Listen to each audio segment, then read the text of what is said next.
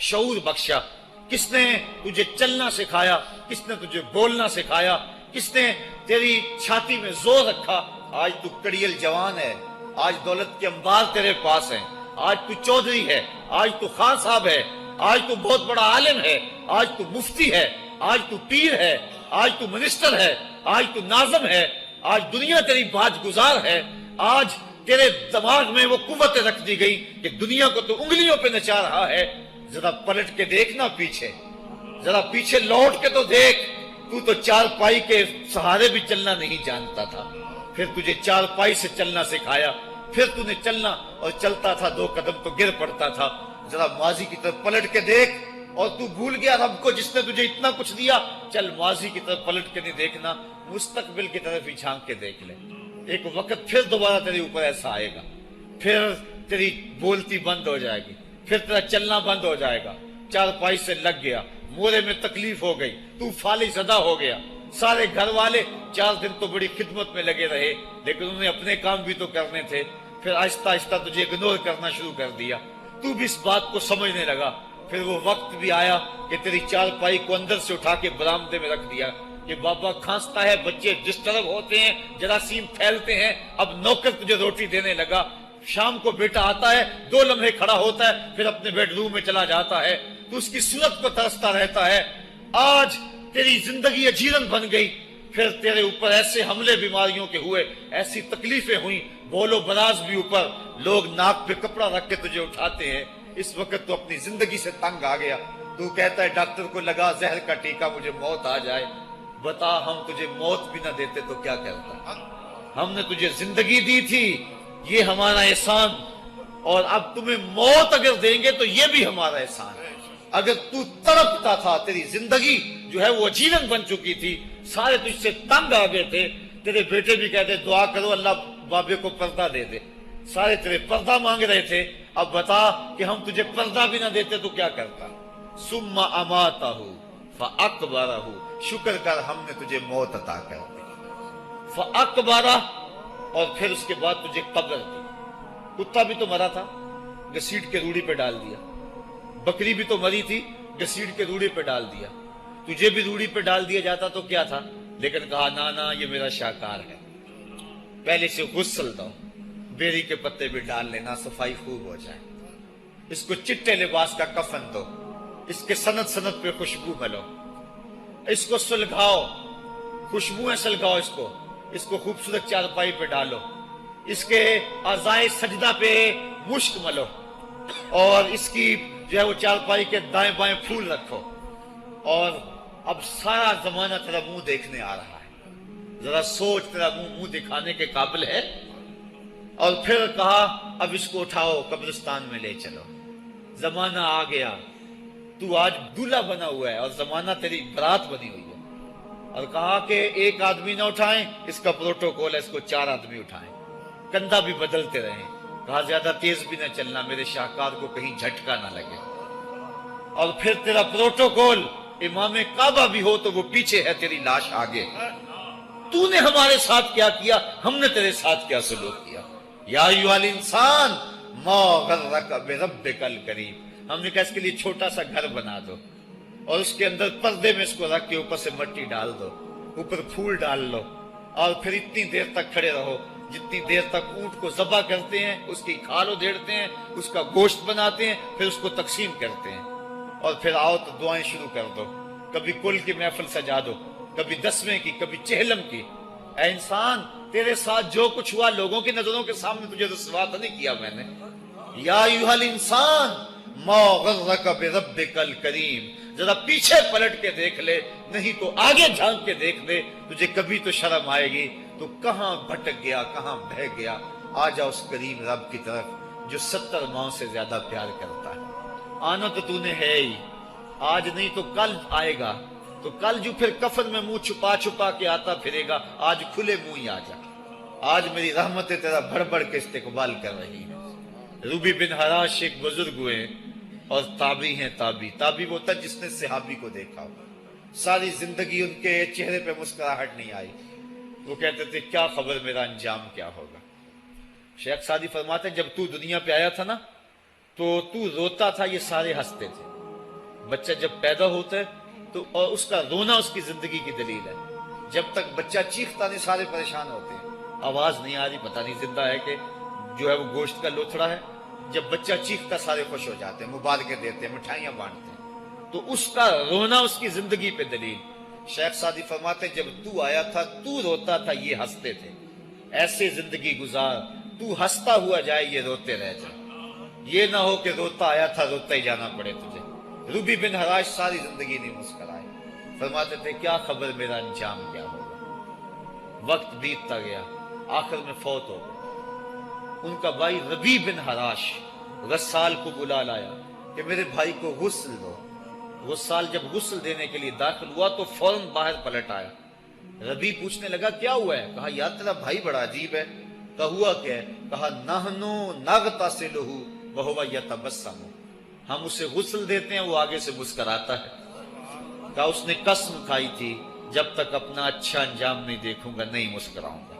اس کو امام ابو نعیم نے حلیہ میں لکھا, روز الانف کے اندر امام سہیلی نے لکھا, قاضی ایاز مالک اندلسی نے شفا میں لکھا, اور اسی کو امام جلال الدین سیوطی علیہ رحمہ نے جو ہے وہ الخصائص الکبریٰ میں لکھا. کہا یا تیرا بھائی بڑا عجیب ہے, ہم اسے غسل دیتے ہیں وہ آگے سے مسکراتا ہے. تو اس نے قسم کھائی تھی جب تک اچھا انجام نہیں دیکھوں گا نہیں مسکراؤں گا. آج اس نے اپنا اچھا انجام دیکھ لیا تبھی تو مسکرا رہا ہے. 12 لوگوں کے 2 گروہ بن گئے. ایک کہنے لگے کہ یار یہ ویسے گڑی ہوئی بات ہے, بلا کوئی بندہ مرنے کے بعد بھی مسکرا سکتا ہے. ایک گروہ کہتا ہے یار بندہ بڑا اچھا تھا, ہو سکتا ہے کہ مرنے کے بعد مسکرایا ہو. زندگی تو اس نے دکھ سے گزاری لیکن بعد میں تو سکھ ملا ہوگا. اتنے میں انہیں غسل دے دیا گیا اور لوگ اکٹھے ہو کے ان کے گھر آ گئے. انہیں کفن دے کے پٹڑے پہ ڈال دیا گیا. ربی بن حراش نے جب لوگ باتیں کر رہے تھے, کوئی کہہ رہا تھا صحیح ہے, کوئی کہتا ہے غلط تھا, تو اس نے کفن سے ہاتھ باہر نکالا اور لوگوں کو کہا السلام علیکم. لوگوں نے کہا وعلیکم السلام, اتتکلم بعد الموت, عجیب بات ہے مرنے کے بعد باتیں کر رہے ہو. قال نعم اتکلم بعد الموت, کہا ہاں ہاں میں مرنے کے بعد ہی باتیں کر رہا ہوں. عرش فرش تے بانگا ملیاں تے مکے پہ گیا شور, بلے شاہ سا مرنا نہیں تے گور پیا کوئی ہور. فَلَنُحْيِيَنَّهُ حَيَاتًا طَيِّبَةً, ان کو حیات طیبہ بخش دی جاتی ہے جو اللہ کے نام پہ اپنی زندگی گزار دیتے ہیں. میرا رب کہتا ہے کہ میں ان کو مرنے نہیں دیتا, ان کو ستھری اور پاکیزہ زندگی دیتا ہوں. اور اقبال کہتا ہے فطرت ہستی شہید آرزو رہتی نہ ہو, خوب تر پیکر کی اس کو جستجو رہتی نہ ہو. موت کو سمجھا ہے غافل اختتام زندگی, یہ ہے شام زندگی صبح دوام زندگی. تو کہا ہاں ہاں مرنے کے بعد باتیں کرو. لوگوں نے کہا بتا پھر تیرے رب نے تیرے ساتھ سلوک کیا کیا. تو ربی جو فوت ہو چکا ہے کہتا ہے استقبلنی ربی غیر غضبان واستقبلنی بروح و ریحان. کیا پوچھتے ہو, اس کے قدرت والے چہرے پہ کوئی غصہ نہیں تھا. اس نے روح و ریحان کے پھولوں کے ہار میرے گلے میں ڈالے. لوگوں نے باتیں پوچھنا شروع کر دی. موقع مل گیا, ایک مردہ بول پڑا, کوئی ادھر کی پوچھ رہا ہے کوئی ادھر کی پوچھ رہا ہے. امام ابو نعیم لکھتے ہیں کہ جب لوگوں نے سلسلہ کلام طویل کر دیا تو ربی بن حراش نے کہا اجلوا بی ولا تؤخروا بی لان ابا القاسم ينتظر علی الصلاۃ, دیر نہ کرو مجھے جلدی جلدی قبرستان میں لے جاؤ, تم مجھے باتوں میں لگا رہے ہو. امام الانبیاء میرے جنازے کا انتظار فرما رہے ہیں. لوگوں نے جنازہ پڑھا اور اپنے گھروں میں آنے کی بجائے سیدھا ام المومنین حضرت عائشہ صدیقہ رضی اللہ تعالی عنہا کی چوکھٹ پہ چلے گئے اور جا کے سارا ماجرا کہا. وہ ابھی باقاعدہ حیات تھی. کہا ایک آدمی نے مرنے کے بعد یوں باتیں کی ہیں, آپ اپنی رائے بتائیں کہ یہ کیا ہو سکتا ہے. تو ام المومنین رضی اللہ تعالی عنہا نے فرمایا تم کیوں پریشان ہو گئے ہو, میرے سرتاج آقا فرما گئے ہیں کانا رجل من امتی یتکلم بعد الموت, میری امت میں ایسے مرد بھی ہوں گے جو مرنے کے بعد باتیں کیا کریں. تو وہ لوگ جنہوں نے اپنی زندگی اللہ کے نام لگا دی اور اس کے ذکر کے نام لگا دی, وہ مرنے کے بعد بھی ابدی اور سرمدی زندگی پاتے ہیں. اور جو لوگ اللہ سے بے بہرہ ہیں, اس کی خشیت سے جن کا سینہ خالی ہے اور دین کا چراغاں جن کے سینے میں نہیں ہے, وہ چلتے پھرتے بھی مردہ ہیں. ان کے سینے میں دھڑکتا ہوا دل تو ہے لیکن تمانیت کا نور اس میں نہیں رکھتے ہیں. وہ دھرتی کے اوپر چلتے تو ہیں لیکن دھرتی کا بوجھ ہیں. لیکن یہ لوگ وہ دھرتی کی چھاتی میں ہیں لیکن دھرتی کا وقار ہے. ان کی قبروں سے بھی زندگی پھوٹ رہی ہے اور ضیائیں پھوٹ رہی ہیں. میں جب بھی کبھی لاہور گیا ہوں تو ایک منظر مجھے اپنی طرف کھینچتا ہے. جب میں دریائے راوی کے اس پار ہوتا ہوں تو میں ایک قبر دیکھتا ہوں جس پہ حسرتیں برس رہی ہیں. وہ بر صغیر کا مطلق العنان حکمران جس کی کے اشارہ ابرو سے ہندوستان کی تقدیر بدلتی تھی، آج چند تاش کھیلنے والی ٹولیاں اس کی قبر پر بیٹھی ہیں. اس کی محبوب بیوی جو بادشاہ کے پیچھے بیٹھتی تھی اور پردہ پیچھے لٹک رہا ہوتا، بادشاہ کا کوئی فیصلہ اسے ناگوار ہوتا، پیچھے سے وہ کمر ٹھونکتی، بادشاہ فیصلے بدل لیتا. جس کے اشارہ ابرو سے ہندوستان کی تقدیر کے فیصلے تبدیل ہوتے تھے، اس کی قبر بھی ساتھ ہی اندھیرے میں ہے. اور اس کی بیٹی کی قبر کے اوپر زیب النساء کے مقبرے پہ لکھا ہے: بر مزار ماں غریباں، نہ چراغے نہ گلے، نہ پرے پروانہ سوزت، نہ صدائے بلبلے. ہم غریبوں کی قبر پہ کون چراغ جلانے آئے گا، کون پھول ڈالنے آئے گا؟ نہ کوئی بلبل گیت گانے آئے گی اور نہ کوئی پروانہ پر جلانے آئے گا. یہ وہ جو مطلق العنان تھے، یہ ان کی قبر کی کہانی سنائی. اور جب میں دریائے راوی کا کنارہ پار کرتا ہوں تو ایک لوح مزار وہ بھی ہے جہاں جلی حروف میں لکھا ہے: گنج بخشے فیض عالم، مظہر نور خدا، ناک سارا پیر کامل، کامراں را رہنما. جب زندگی ایک طرح کی نہیں ہوتی تو پھر موت بھی ایک طرح کی نہیں ہوتی. جب دنیا پہ رہنے والے لوگ ایک طرح سے زندگی نہیں گزارتے تو ان کی برزخ بھی ایک طرح کی نہیں ہوتی. تو یہ ہیں وہ لوگ جن کی قبروں پہ آج بھی چراغاں ہیں، جن کے نام کا آج بھی تنتنا ہے. 1000 سال گزر گئے، ان کی نسبی اولاد تو کوئی نہیں ہے، انہوں نے شادی بھی نہیں کی تھی، لیکن اس کے باوجود دن کو چلے جاؤ، کڑکتی دوپہر کو چلے جاؤ، برستی بارش میں چلے جاؤ، لمبی رات کی تنہائی میں چلے جاؤ، موسم کی کسی بھی شدت میں چلے جاؤ، حکومتوں کے بدلتے ہوئے ماحول، مارشل لاؤ کی کیفیتیں، جس دور جس حالت میں مرضی جاؤ، آپ کو وہاں میلہ نظر آئے گا، وہاں ہجوم عاشقہ نظر آئے گا. ارے میں گسارو سویرے سویرے، خرابات کے گرد پھیرے بپھیرے، کبھی اس طرف بھی گزر کر تو دیکھو، بڑی رونقیں ہیں فقیروں کے ڈیرے. تو وہ لوگ جنہوں نے اپنی زندگی اپنے مالک کے نام گزاری، وہی زندہ ہیں، وہ سرمدی اور ابدی زندگی پائے ہوئے ہیں.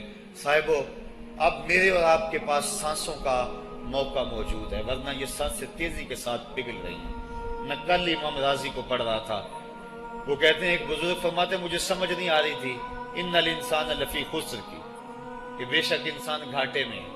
تو میں سوچتا تھا کیسے گھاٹے میں ہے، تو کہا کہ مجھے سمجھ اس طرح آئی کہ میں بازار گیا، میں نے ایک شخص کو دیکھا جو پھٹے پہ برف رکھ کے بیچ رہا تھا، اور آواز کیا لگا رہا تھا: ارحمو ارحمو من یذوب راس مالہ، اور رحم کرو اس بندے پہ، اگر تم نے تھوڑی بھی دیر لگا دی اور میرے سے سودا نہ خریدا تو میرا جو راس المال ہے میرا وہ بھی لٹ جائے گا، کیونکہ برف تو میری پگھلی جا رہی ہے، اور اگر تم نے خرید لی میری برف تو میرے پیسے کھڑے ہو جائیں گے، اور اگر تم نے میری برف خریدنے میں دیر کر دی تو جو میں نے پیسے لگائے ہیں میرے وہ بھی پورے نہیں ہوں گے. تو وہ کہہ رہا تھا ارحمو من یذوب راس مالہ.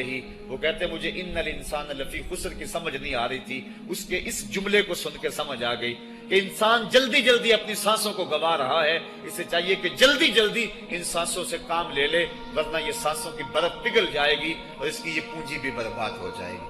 تو صاحبو، میں اور آپ لمحہ لمحہ موت کے قریب ہو رہے ہیں، لمحہ لمحہ موت کے قریب ہو گئے. آج میں دوپہر کو بیٹھا تھا تو وہ ایک شخص آ کے میاں صاحب کا شعر پڑھنے لگا: دیگر تے دن گیا محمد، اوڑک نو ڈب جانا.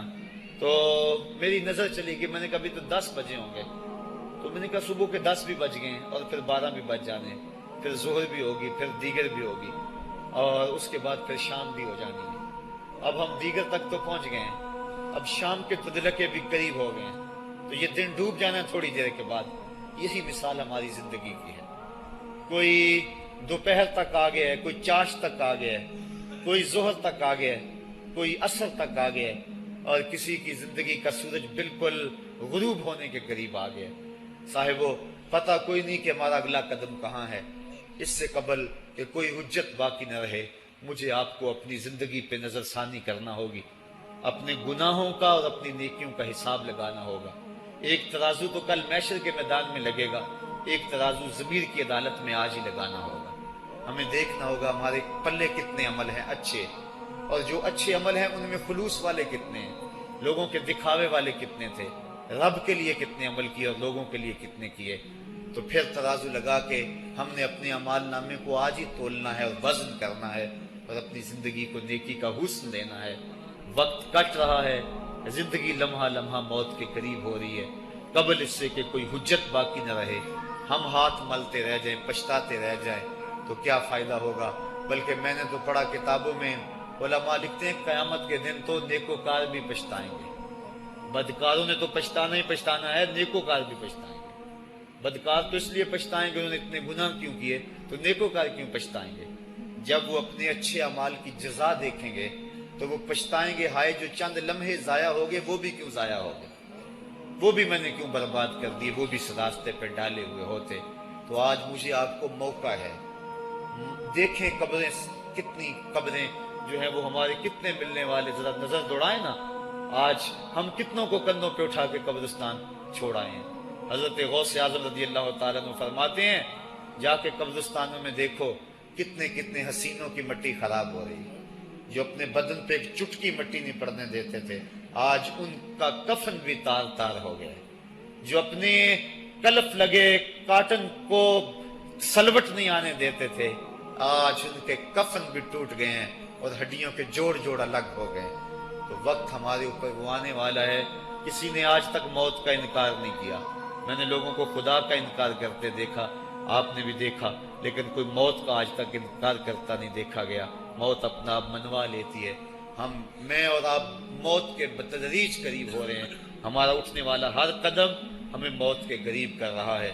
تو قبل اس سے کہ وہ وقت آ جائے اور کوئی حجت باقی نہ رہے اور ہم ہاتھ ملتے رہ جائیں. وقت پر کافی ہے ایک قطرہ بھی آب خوش ہنگام کا، جل گیا جب کھیت برسا می تو پھر کس کام کا. پھر تو پچھتاوا ہی ہوگا. آج ہم پچھتا لیں تاکہ زندگی میں حسن نیکی کا آ جائے. یہ میری آپ سے درد مندانہ اپیل ہے، گزارش ہے، اور میری آپ سے التماس ہے کہ یہ تھوڑی سی زندگی اللہ نے جو مجھے اور آپ کو ودیعت کی ہے، یہ بڑا تھوڑا سا عرصہ ہے، تھوڑا سا موقع ہے. یہ دنیا بوائی کا موسم ہے، آخرت کٹائی کا موسم ہے. جو بوائی کے موسم کو برباد کر بیٹھا ہے، کٹائی کے موسم میں اس کے ہاتھ کچھ نہیں لگتا. تو آج تخم عمل ڈال لیں. آج ایک بیج ڈالیں گے کل 70 کاٹ لیں گے. لیکن اگر آج کچھ نہ کیا، اپنی سانسیں برف کی طرح پگھلا دیں تو یہ اس شخص کی طرح ہے جو پھٹے پہ رکھ کے برف کہہ رہا ہے کہ میرے اوپر رحم کرو. اگر تم نے میرے سے برف نہ خریدی تو میرا راس المال بھی لٹ جائے گا. ہمارا راس المال سانسوں کی صورت میں لٹ رہا ہے. اللہ مجھے آپ کو اپنی رحمتوں کا حصار عطا فرمائے. وآخر دعوانا ان الحمدللہ رب العالمین.